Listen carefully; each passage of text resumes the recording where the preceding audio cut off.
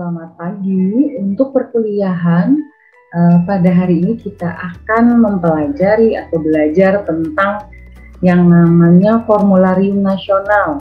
Sejak terbentuknya BPJS Kesehatan dalam Jaminan Kesehatan Nasional pada tahun 2014, ada peraturan terkait atau ada penggolongan obat-obatan apa saja yang dapat digunakan dalam program JKN yang dibuatkan dalam bentuk Formularium Nasional. Saya akan share dulu materi pada hari ini.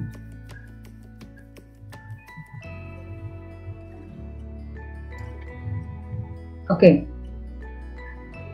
Kebijakan penerapan Formularium Nasional dalam Jaminan Kesehatan Nasional atau JKN yang diatur dalam Kemenkes RI nomor HK 0107/Menkes/813 di tahun 2019.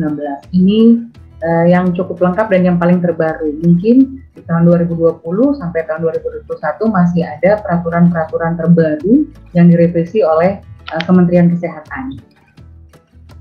Ya, layoutnya pada perkuliahan hari ini adalah latar belakang Formularium Nasional, kebijakannya seperti apa, kemudian evaluasi penggunaan obat dalam JKN, pelayanan kefarmasian di rumah sakit, serta penutup.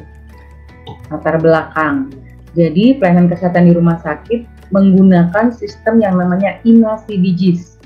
INA-nya adalah Indonesian CBG setelah Case Based Groups. Jadi penggolongan penyakit-penyakit yang didasarkan dengan penggolongan penyakit berdasarkan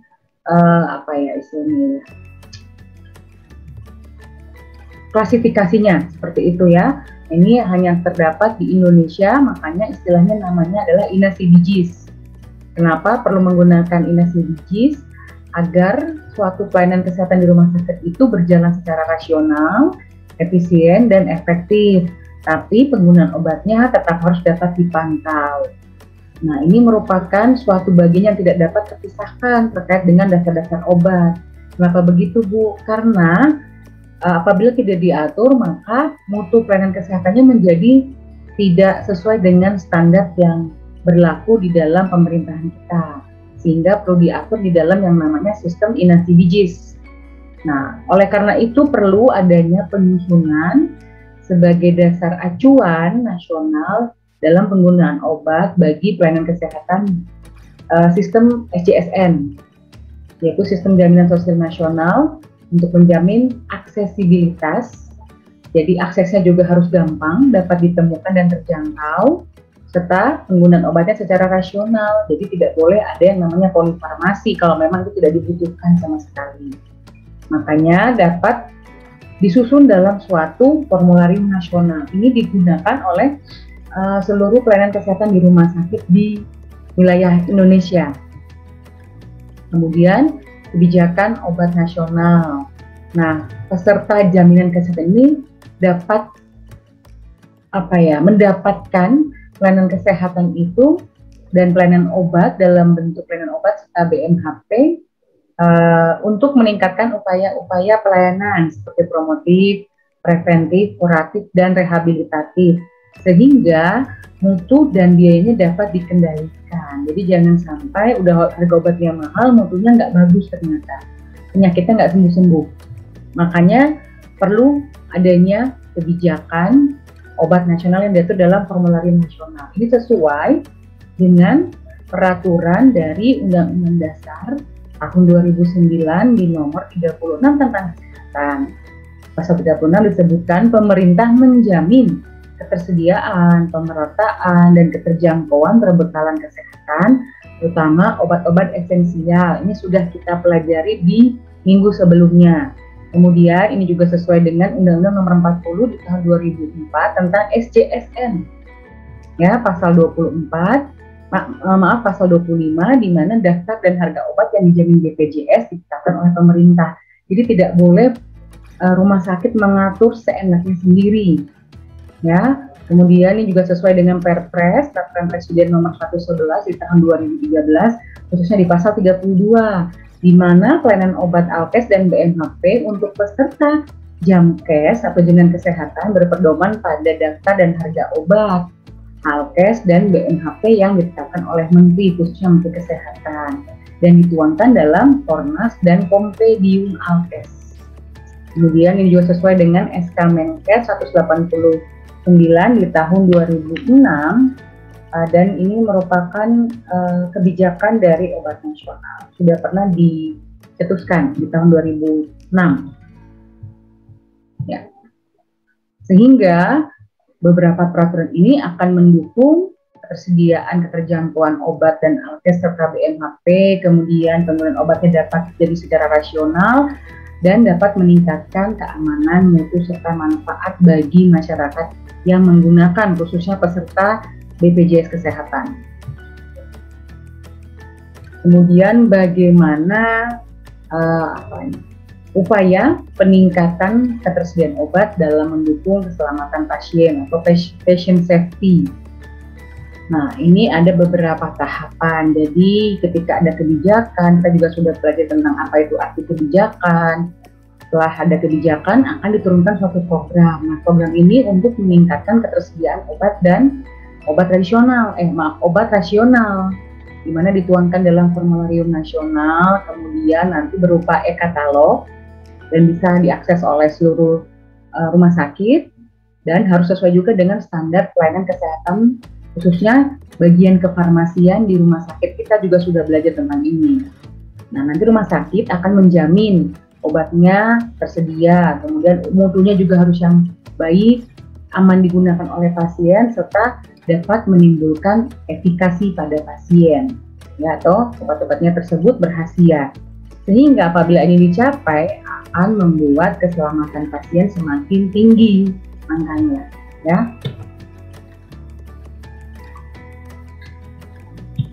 Iya. Oke, kita masuk ke formularium nasional. Definisinya menurut SK Menkes di tahun 2013 adalah daftar obat yang dipilih atau yang terpilih, dibutuhkan dan harus tersedia di fasilitas pelayanan kesehatan sebagai acuan dalam pelaksanaan JKN. Jadi ini bukan atas pilihan rumah sakit, walaupun ada beberapa masukan dari komite farmasi terapi mungkin di rumah sakit dalam penyusunan formularium nasional, sehingga beberapa obat ini dipilih dan dimasukkan ke dalam formularium nasional. Mengapa sih rumah sakit khususnya memerlukan yang namanya Fornas? Pertama, karena alokasi obat itu terbatas dan kebutuhan obat semakin hari semakin meningkat, ya, sehingga perlu adanya Fornas. Yang kedua, biasanya itu dokter meresepkan obat berdasarkan pengalaman pasien. Oh, kalau pasien ini penyakit asma yang seperti ini jenisnya, tidak mungkin hanya diberikan obat yang ini, sehingga perlu ada penambahan lagi untuk mengurangi efek sampingnya. Mungkin seperti itu. Sehingga itu didiskusikan oleh komite farmasi dan terapi dan diperjuangkan untuk masuk ke dalam Fornas. Ternyata tidak hanya di satu rumah sakit, mungkin di beberapa rumah sakit juga kasusnya sama. Ya, jadi kenapa diperlukan Fornas? Untuk pereseptan obat berdasarkan pengalaman. Kemudian penggunaan antibiotik yang berlebihan dapat menyebabkan resistensi. Kalau nggak diatur dalam Fornas, maka nanti setiap rumah sakit dapat memberikan antibiotik sesukanya. Tidak ada hierarki, tidak ada tingkatan dalam memberikan obat, terutama khusus yang obat-obat keras, antibiotik. Seperti itu. Kemudian yang keempat, banyak obat yang belum didukung EBM, Evidence Based Medicine. Tidak ada kajian ilmiahnya. Ya, kenapa perlu Fornas? Karena kalau obat-obat yang nggak ada EBM-nya terus dikasih ke pasien, kasihan pasiennya nanti. Ya, jadi kenapa perlu Fornas? Supaya yang tidak didukung secara Evidence Based Medicine-nya tidak perlu dimasukkan dalam Fornas. Nah, nanti efek sampingnya dapat saja bukan dokter atau bukan perawat atau bukan tenaga kesehatan nanti yang merasakan, tapi pasien itu sendiri. Terus obat yang beredar mungkin saja tergolong obat yang tidak aman dan palsu. Kalau tidak ada Fornas, maka pengadaan di rumah sakit bisa saja dia memesan sesuka hati. Mumpung murah. Jadi karena mumpung murah, ini juga sering dipakai oleh farmasi di rumah sakit, sehingga saya belilah. Ternyata setelah diuji itu udah nggak ada evidence based medicine-nya, kemudian dia palsu. Nah, itu tetap saja akan membahayakan pasien yang menggunakannya. Kemudian yang terakhir, kenapa perlu Fornas? Karena penggunaan obat tanpa pedoman dapat menyebabkan kendala. Dalam hal ini adalah kendala mutu serta biaya. Ya, makanya harus diatur, harus ada pedomannya dalam formularium nasional. Kemudian manfaatnya apa, Bu? Yang pertama, kalau secara tujuan umum, dia menjadi acuan bagi setiap pasienkes dalam menjamin aksesibilitas obat yang berkhasiat, bermutu, aman, dan terjangkau dalam sistem jaminan kesehatan nasional atau JKN. Tujuan lebih spesifik lagi khususnya apa? Dia acuan dalam memilih obat yang aman, berkhasiat, bermutu, terjangkau, yang terbukti secara ilmiah atau evidence-based medicine. Terus tujuan khusus yang kedua, dia menjadi acuan dalam perencanaan dan penyediaan obat di fasilitas pelayanan kesehatan. Manfaat secara lebih terperinci lagi, dia sudah menjadi acuan penetapan penggunaan obat dalam JKN, dia meningkatkan POR atau penggunaan obat rasional, ada kendali biaya dan juga mutu, terus mengoptimalkan pelayanan kepada pasien, memudahkan perencanaan dan penyediaan obat, serta meningkatkan efisiensi anggaran pelayanan kesehatan. Ya, konsep tadi ya, konsepnya bagaimana? Jadi konsepnya itu adalah konsep obat esensial. Kemudian obat ini yang termasuk dalam obat esensial, dia ketika digunakan atau ketika beredar di dalam pasienkes, dia harus safety, aman, efikasi, bermanfaat, serta berkualitas atau bermutu. Nah, ketika obat beredar ini sudah mencakup 3 hal tadi, maka perlu ada suatu pedoman, diatur dalam formularium nasional, dibukukan seperti itu ya, untuk mengendalikan risiko, kemudian kendali biaya, dan kendali yang lainnya seperti itu. Makanya daftar obat esensial nasional itu biasanya sama dengan obat-obat yang ada di dalam formularium nasional. Ya, ini konsep obat esensial dalam JKN. Strategi, gimana sih Bu caranya para pimpinan kita itu khususnya di Kementerian Kesehatan menyusun yang namanya Fornas.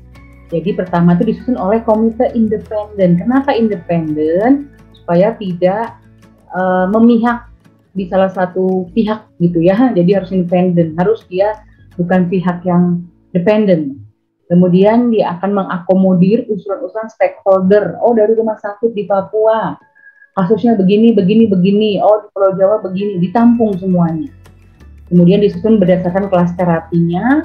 Kalau terapinya untuk mata, kalau untuk sistem pencernaan, begitu ya, dan lain sebagainya. Nanti dia daftar obatnya harus secara menyeluruh dan tersegmen. Dan itu akan diberikan untuk meningkatkan pelayanan kesehatan dan dapat meningkatkan juga yang namanya standar kompetensi nakes atau tenaga kesehatan apabila Fornas ini sudah berlaku seperti itu. Mekanismenya kemudian pertama itu dia mengkaji isi ulang DPHO, daftar plafon harga obat. Ini adalah daftar-daftar plafon harga obat yang digunakan pada zaman PT Askes, asuransi kesehatan.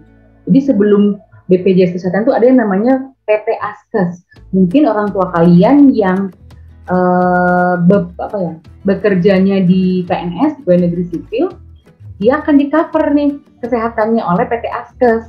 Nah, itu menggunakan namanya buku DPHO. Jadi kalau mau meresepkan obat, dokter akan melihat buku DPHO. Oh, dia pasien Askes nih, PNS nih.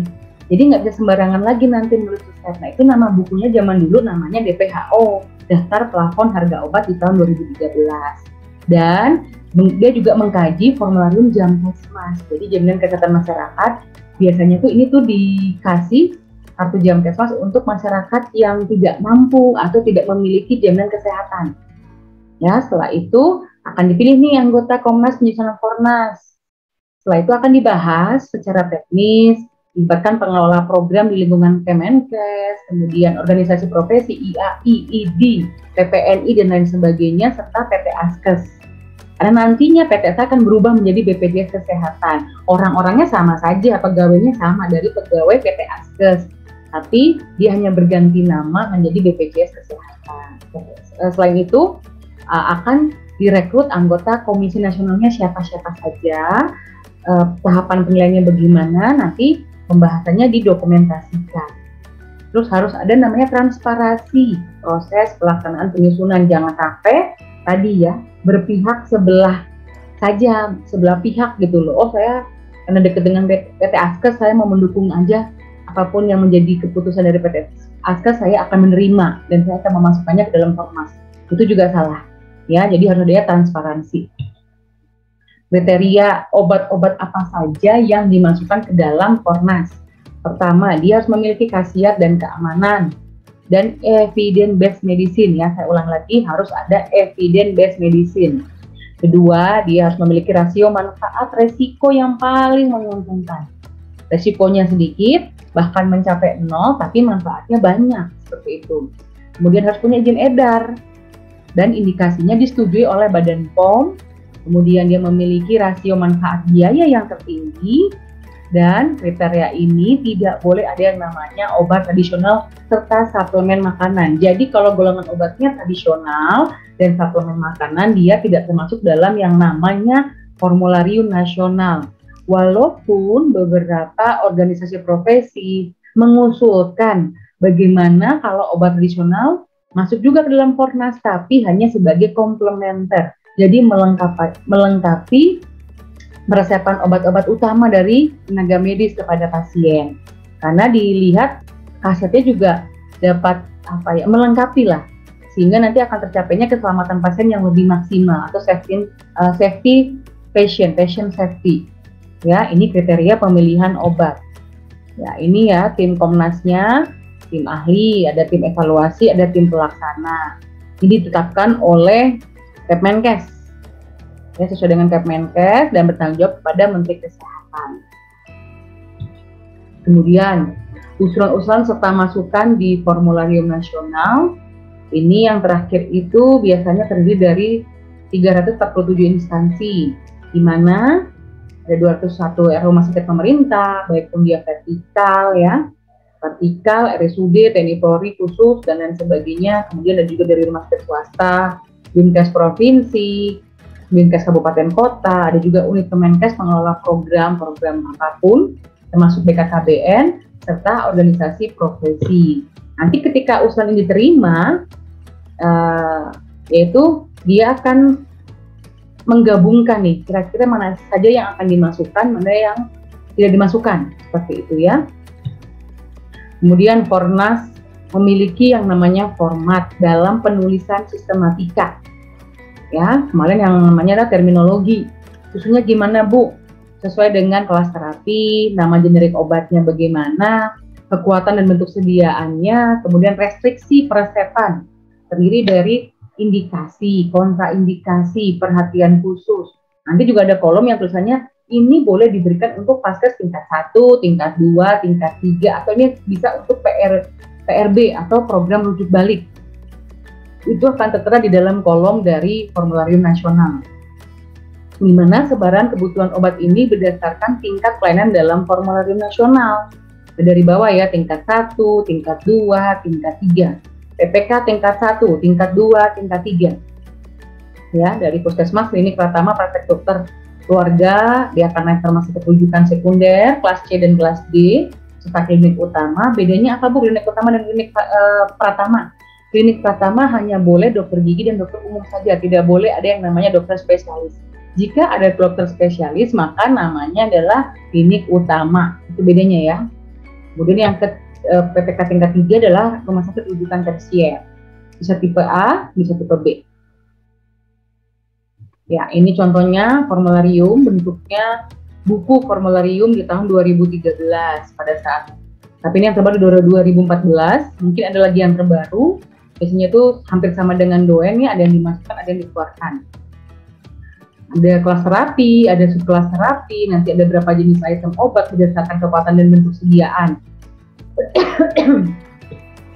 Kebijakan, bagaimana Bu kebijakan penerapan Fornas? Dia harus menjadi acuan dan obatnya harus aksesibilitas, tersedia di seluruh vaskes kerjasama BPJS Kesehatan. Dan bila obat yang dibutuhkan tidak tercantum dalam Formas, dapat digunakan obat lain secara terbatas. Jadi bukan seenaknya sendiri mengganti atau substitusi. Itu berdasarkan persetujuan komite medik dan kepala direktur rumah sakit. Serta nanti apabila ada penambahan dan pengurangan daftar obat yang tercantum dalam Formas, ditetapkan kembali oleh Menkes setelah mendapat rekomendasi dari Komnas Formas. Akan dibuatkan adendum, ya, penambahan formularium nasional. Ya, ini untuk penyakit kronis itu juga diatur bagaimana pengobatannya.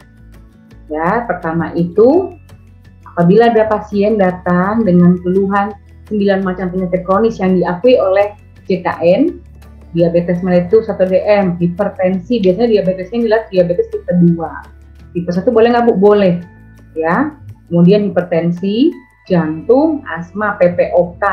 Apa PPOK? Nanti kalian cari sendiri. Ini sudah sering kalian dengar. Kemudian epilepsi, skizofrenia, skizofren, gangguan kejiwaan, stroke, dan juga SLE, systemic lupus erythematosus, ya, penyakit lupus.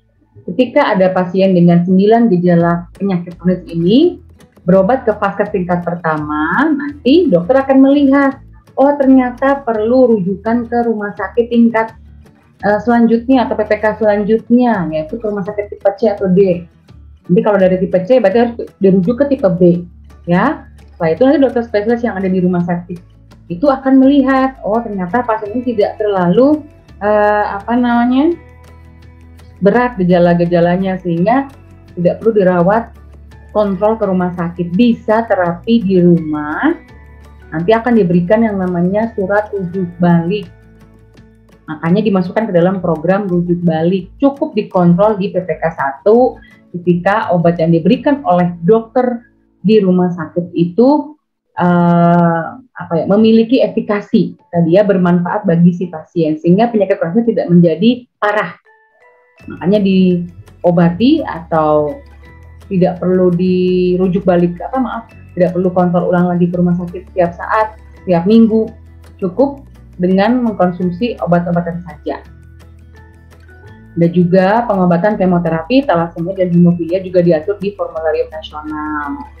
Ya, ini dapat dilakukan di pelayanan rawat jalan. Itu harus dilakukan di vaskes tingkat 2 dan vaskes tingkat 3, bukan di PPK 1. Ketika dia berobat di PPK 1 langsung dirujuk. Ya, tidak ada rujuk balik. Jadi ditanganinya di PPK 2 dan PPK 3. Ini juga sama. Jadi ada pelayanan rawat inap hemofilia A dan hemofilia B, di mana berlaku penambahan pembayaran klaim di luar tarif inasi bijis yang besarannya sama untuk semua tingkat keparahan kasus serta semua kelas perawatan. Ya, ini pelayanan obat rujuk balik tadi ya. Pasien-pasien dengan yang memiliki 9 penyakit kronis masuk ke dalam program rujuk balik PRB. Obat-obatannya bagaimana Bu? Dia harus ada di e-katalog. Terus cara menghitung harganya gimana kalau di rumah sakit? Dia dihitung harus ada yang namanya harga dasar obat dalam e-katalog ditambah faktor pelayanan dan embalase. Apa itu embalase? Embalase ini di tahun 2014 yang terakhir mungkin ada penambahan perubahan harga. Ya, misalnya ambil contoh saja di harga satuan obat, kalau yang paling kecil 50.000, faktor pelayanannya maksimal 0,2 dikalikan dengan harga dasar obat dari katalog. Ya, paling tinggi adalah 0,02 untuk harga obat di atas 1 juta. Terus ditambah embalase nih, kalau untuk resep tunggal atau resep jadi lah ya istilahnya, ditambahkan lagi imbal jasa, imbal profesi untuk apotekernya sebesar 300, atau untuk tenaga farmasinya, dan untuk setiap obat racikan 500. Ini peraturan terbaru di 2014. Mungkin sudah ada peningkatan harga, ya, saya kembali lagi sudah ada peningkatan harga embalase. Nah, untuk tadi adendum Formas dia harus mengakomodir dinamika yang terjadi dalam perkembangan iptek dan kebutuhan pasien. Kemudian harus ada masukan dari stakeholder dan dibahas oleh tim Formas, serta jika ada nih perubahan, contohnya perubahan karakteristik obat, penggunaan obat yang memerlukan keahlian khusus, penambahan bentuk sediaan obat, perubahan kriteria obat rujuk balik dari 2 penyakit menjadi 9 penyakit seperti itu. Ini perlu adanya yang namanya adendum Formas. Evaluasinya bagaimana Bu? Jadi kan diatur oleh ada tim evaluasi ya. Nah, tim evaluasi ini dia menjamin bener nggak yang obat termasuk di dalam formularium nasional dia terkendali secara mutu dan biaya. Dan menteri yang berwenang dapat melakukan yang namanya HTA, penilaian teknologi kesehatan. Kemudian yang kedua ada yang namanya pertimbangan klinis, clinical advisory. Kemudian ada perhitungan standar tarifnya, apakah sudah sesuai atau belum, serta ada MONEF, penyelenggaraan pelayanan jaminan kesehatan. Nah, untuk MONEF implementasinya dalam Fornas, dia memiliki tujuan supaya dapat gambaran bagaimana pemanfaatan Fornas di Faskes menjadi bagian atau bahan bagi pengambilan kebijakan obat termasuk Fornas. Dan penggunaan ini dapat digunakan secara berkala. Evaluasi awalnya adalah kesesuaian obat yang digunakan di rumah sakit dengan Fornas berkisar antara 60 sampai 86%. Kemudian untuk kendali biayanya juga dicek nih ya oleh manajemennya. Dan diharapkan terjadinya suatu kendali mutu di samping kendali biaya. Jadi cukup nggak kalau biayanya sekian? Jadi kita pakai obat dengan yang mutu yang ini, kok sama aja kok dia memiliki efikasi yang sama dengan obat yang mungkin agak jauh lebih mahal, misalkan seperti itu. Kemudian pelayanan kefarmasian di rumah sakit, bagaimana Bu dalam penerapan Fornasnya? Nah ini kan kalian sudah belajar tentang standar pelayanan kefarmasian, dibagi menjadi dua, pengelolaan sediaan farmasi, alkes, dan obat, di mana serta pelayanan farmasi klinik ini terjadinya suatu kolaborasi dengan tenaga kesehatan lainnya. Dokter, tenaga medis, tenaga gizi mungkin juga, dan farmasi. Kemudian capainya suatu patient safety apabila kolaborasi tadi berjalan secara benar dan baik serta mengedukasi pasien. Kebijakannya sudah kita bahas dulu ya, sistem satu pintu, mulai dari acuan formulariumnya, perencanaannya, pengadaannya, pengelolaannya, penyimpanan dan penggunaannya. Di mana manfaatnya apa Bu? Pelaksanaan pengawasan dan pengendalian. Kemudian harus distandarisasi, dijamin mutunya, harganya juga dikendalikan, serta adanya penurunan resiko kesalahan. Ya, serta dia harus mudah nih aksesnya. Saya harus ambil di mana, saya harus beli di mana PBF-nya, atau industrinya di mana. Dia harus gampang diakses. Kesiapan kefarmasian di fasilitas kesehatan. Jadi kalau untuk ketersediaan obat, instalasi farmasi rumah sakit akan menyusun yang namanya RKO 1 tahun. Mulai dari perencanaan, pengadaan, penyimpanan, penggunaan, dan monitoring evaluasi. Kedua, adanya seleksi obat. 3, sesuai dengan e-katalog, ini diperoleh dari hasil lelang harga satuan dan negosiasi berdasarkan rencana kebutuhan obat di lingkungan Dinkes Provinsi, Kabupaten Kota, serta rumah sakit pemerintah, dan menggunakan sistem yang namanya e-purchasing. E-purchasing adalah elektronik pengadaan nih secara online, lalu e-purchasing secara langsung berdasarkan e-katalog. Ya, implementasi formularium nasional dan e-katalog sebagai upaya menjamin aksesibilitas obat yang aman, berhasil dan bermutu serta cost efektif, di mana dapat meningkatkan mutu pelayanan kefarmasian di fasilitas kesehatan yang mendorong peningkatan pelayanan kesehatan yang nantinya akan mewujudkan pasien safety atau keselamatan pasiennya cukup tinggi. Nah, implementasi Fornas, e-katalog serta kompendium alkes seyogyanya bersinergi dengan peningkatan kualitas pelayanan kesehatan yang terkait penyediaan obat, alkes yang cost efektif. Terima kasih. Kemudian untuk di tahun 2019 ini ada lagi penambahan yang namanya peserta JKN penderita penyakit jenis limfoma atau LNH. Ini adalah kanker yang bersifat atau yang berkembang dalam sistem limfatik tubuh manusia. Dalam tubuh manusia, khususnya di leukosit atau sel darah putih, limfosit. Ya, ini ditemukan dari kelenjar getah bening limfa dan organ lain dari sistem kekebalan tubuh. Bisa jadi untuk COVID sekarang limpanya kena. Ya, banyak hal yang bisa terjadi. Nah, ini ya, peserta jenis LNH, kemudian DLBCL, dengan hasil pemeriksaan CD20 positif juga masuk ke dalam peserta JKN dan penyakitnya bisa di-cover oleh BPJS Kesehatan. Di mana nanti akan diberikan obat rituximab ya sampai 6 siklus, 6 kali. Ini contoh dari obat rituximab. Seperti ini contoh di dalam formularium nasional. Dia kelas terapi nomor 36, kemudian ada kelas terapinya, untuk apa saja, ada kategorinya. Ya. Terus setelah itu nanti vaskes apa yang bisa diberikan? Oh, ternyata untuk pasien dengan diagnosa DLBCL serta CLL dibuktikan dengan hasil EBM ya, Evidence Based Medicine, pemeriksaan CD20-nya positif, CD45 positif, CD3-nya positif, dapat diberikan sediaan injeksi 10 mg per mililiter dan hanya bisa diberikan di vaskes tingkat 3, kelas A atau kelas B rumah sakitnya. Dan persepan maksimal 375 mg per meter persegi setiap 3 minggu. Jadi 3 minggu 1 siklus, 3 minggu 1 siklus, begitu. Sampai 6 siklus. Nah, lebih dari 18 minggu. Ya, ini hanya kata motivasi. Sebenarnya, I am pharmacist, I'm specialist in medication, saya adalah seorang informan juga, saya adalah sejawat bagi tenaga kesehatan lainnya, saya adalah penasehat bagi pasien, saya adalah pelindung bagi kesehatan masyarakat. Ini adalah semboyanku, ini adalah kebanggaan. Banggalah kalian menjadi seorang farmasis. Terima kasih, sekian materi kuliah dari saya. Tetap jaga kesehatan, Tuhan memberkati.